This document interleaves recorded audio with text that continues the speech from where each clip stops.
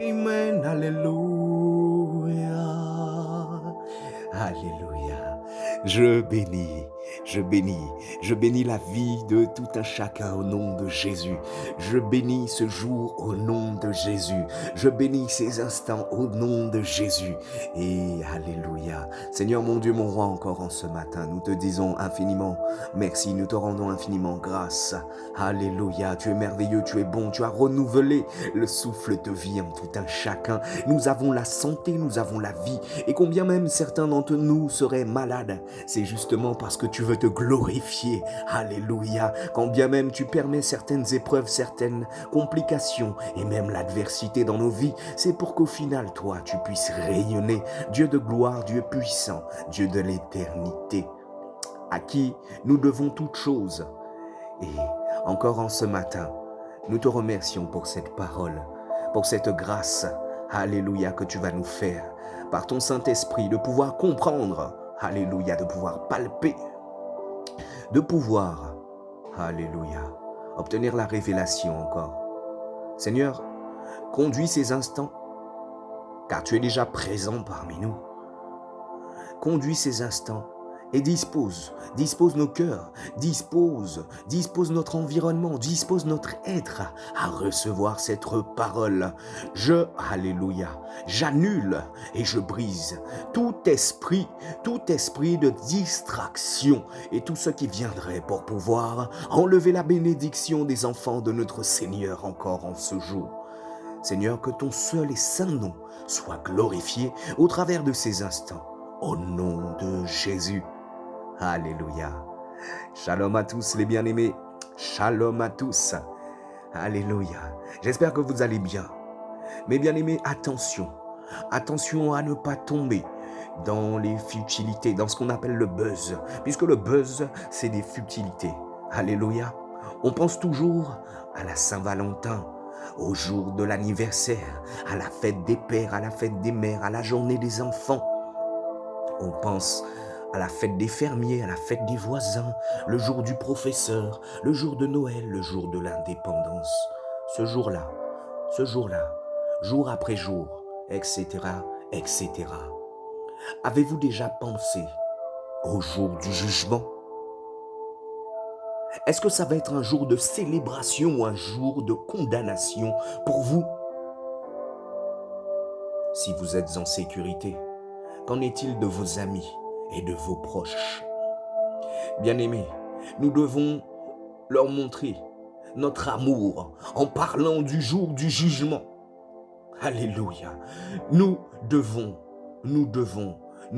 alléluia, mettre en alerte tous ceux que nous aimons, tous ceux qui nous entourent, tous ceux qui partagent nos vies.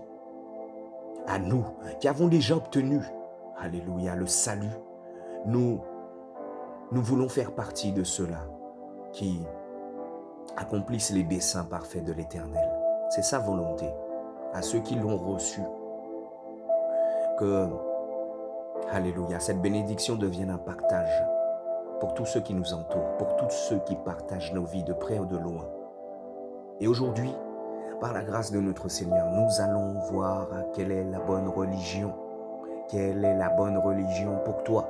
Quelle est la bonne religion pour moi? Bien-aimés, que nul ne vous séduise, que nul ne vienne avec de vaines paroles vous tromper.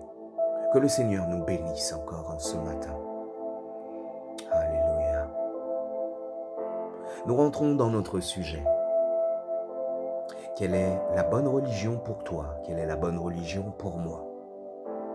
Les fast-foods nous séduisent en nous permettant de commander de la nourriture exactement comme nous la voulons. Certains cafés possèdent plus d'une centaine de saveurs et de variétés de café. Même pour acheter une maison ou acheter une voiture, nous pouvons chercher toutes les options et les caractéristiques que nous souhaitons. Nous ne vivons plus dans un monde chocolat, vanille, fraise. Le choix est roi. On peut trouver à peu près tout ce qu'on veut, selon ses goûts et ses besoins personnels. Alors comment faire pour trouver la religion qui vous correspond? Que diriez-vous d'une religion vous délivrant de tout sentiment de culpabilité, qui ne vous demande rien et qui ne vous encombre pas avec une longue liste de choses à faire ou à ne pas faire. Une telle religion existe. Mais est-il juste de choisir sa religion comme un sauveur de crème glacée? De nombreuses voix essaient d'attirer notre attention. Alors pourquoi envisager Jésus plutôt que Mahomet, plutôt que Bouddha, plutôt que Charles Taz, Confucius, Russell, Joseph Smith, etc., etc. Après tout, tous les chemins ne mènent-ils pas au ciel? Les religions ne sont-elles pas toutes semblables? Bien-aimés, la vérité est que toutes les religions ne mènent pas au ciel, de même que tous les chemins ne mènent pas à Rome. Jésus est le seul à parler avec l'autorité de Dieu parce qu'il est le seul à avoir vaincu la mort. Mahomet, Confucius et les autres sont encore dans leur tombe aujourd'hui, tout comme Bouddha, tout comme nos ancêtres en Égypte. Mais Jésus, par sa puissance, est sorti du tombeau 3 jours après avoir souffert une mort cruelle sur une croix romaine. Quelqu'un qui est plus puissant que la mort mérite notre attention et mérite d'être écouté. Les preuves de la résurrection de Jésus sont irréfutables. D'abord, plus de 500 témoins l'ont vu ressusciter. Ce chiffre est impressionnant. 500 voix ne peuvent pas être ignorées. Il y a aussi le tombeau vide. Les ennemis de Jésus auraient pu facilement éteindre la rumeur de sa résurrection en montrant son corps décomposé. Mais il n'y avait pas de corps à montrer. Le tombeau était vide. Alléluia. Est-ce que les disciples auraient pu voler son corps? Difficilement. Pour éviter cela, le tombeau était solidement gardé par des soldats armés. Sachant que lors de son arrestation et de sa crucifixion, ses disciples les plus proches avaient pris la fuite, terrorisés. Il est très probable que cette bande de pécheurs effrayés aurait pu affronter des soldats professionnels et bien entraînés. Ils n'auraient pas non plus sacrifié leur vie pour un mensonge jusqu'à mourir en martyr. Pour la plupart d'entre eux. La seule explication valable est que Jésus est vraiment ressuscité. Alléluia. Encore une fois, quelqu'un qui est plus puissant que la mort mérite d'être écouté. Jésus a manifesté sa suprématie sur la mort. Nous devons donc écouter ce qu'il dit. Jésus affirme être le seul chemin du salut. Il n'est pas un chemin parmi d'autres, il est le chemin. Il est le chemin. Jésus a dit aussi, « Venez à moi, vous tous qui êtes fatigués et courbés sous un lourd fardeau, et je vous donnerai du repos. » Voyons-nous, regardez le système et le monde dans lequel nous sommes en train de vivre. Il y en a parmi vous qui vont me dire, oui, le travail c'est quelque chose de bon qui nous permet de subvenir à nos besoins. Ok. Mais selon le Seigneur, il était question de faire sa part dans le travail. Bien sûr, il n'a pas promis que le travail serait quelque chose d'agréable, mais il a promis que ça serait quelque chose de terrible, de pénible par rapport à nos punitions nous-mêmes. En tout cas, afin que nous puissions réaliser que nous avons besoin de son soutien, de son amour et de sa présence au milieu et parmi nous.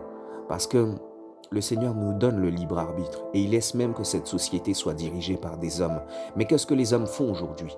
Ils sont en train de vous accabler sous les charges de travail afin de vous enlever la paix nécessaire pour pouvoir louer, adorer votre Dieu ou vous soucier des désirs de votre Dieu. Voilà ce qui se passe. Alléluia. Et toujours, les charges de travail augmentent, mais jamais votre paye n'augmente. Là où il n'y a pas la justice, il n'y a pas la vérité. Et là où il n'y a pas la vérité, il n'y a pas le plaisir. Notre plaisir est en Dieu et en ce qu'il fait, en ce qu'il est. Nous vivons dans un monde rude et la vie est difficile. La plupart d'entre nous sont blessés, meurtris et portons les marques du combat. C'est sûrement votre cas. Alors que vous voulez, alors que voulez-vous? Une restauration ou une simple religion? Un sauveur vivant ou de ces nombreux prophètes morts? Une révélation épanouissante ou des rituels vides de sens? Jésus n'est pas un choix, il est le choix. Si vous cherchez le pardon, Jésus est la bonne religion. Si vous cherchez une relation épanouie avec Dieu, Jésus est la bonne religion. Si vous voulez demeurer éternellement au paradis, Jésus est la bonne religion. Mettez votre foi en Jésus-Christ comme votre Seigneur et Sauveur. Vous ne le regretterez pas. Croyez en lui pour le pardon de vos péchés. Vous ne serez pas déçus. Si vous aspirez à une vraie relation avec Dieu, voici une simple prière. Souvenez-vous que le seul fait de faire cette prière ou une autre ne vous sauvera pas. Seule la foi en Christ peut vous sauver du péché. Ce modèle de prière n'est qu'un moyen d'exprimer à Dieu votre foi en lui et de le remercier d'avoir pourvu à votre salut. Je vais le dire avec ces mots-là, mais toi tu peux le dire avec tes mots. Nous tous, nous avons une façon de parler. Mais Dieu regarde au cœur et il sonde la profondeur de nos cœurs. Dieu ne te demande pas de faire du copier-coller. Il te demande de lui parler, de lui ouvrir ton cœur. Et voici ce que nous allons lui dire encore en ce matin. Nous prions au nom de Jésus. Papa Yahweh, mon Dieu, mon roi, mon Seigneur, mon Sauveur, mon Rédempteur. Je sais que j'ai péché contre toi et que je mérite une punition. Mais Jésus-Christ a pris cette punition que je mérite sur lui-même afin que par ma foi en lui, je puisse avoir accès au pardon. Je mets ma confiance en toi pour mon salut. Merci pour ta grâce merveilleuse et ton pardon. Merci, Papa Yahweh, pour le don de la vie éternelle. Merci pour ta fidélité, ta miséricorde et le don de la vie éternelle. Amen. Alléluia. Mes chers bien-aimés, c'en est tout pour aujourd'hui. Soyez demeurés tous richement bénis au nom de Jésus. À très bientôt, héros de la foi.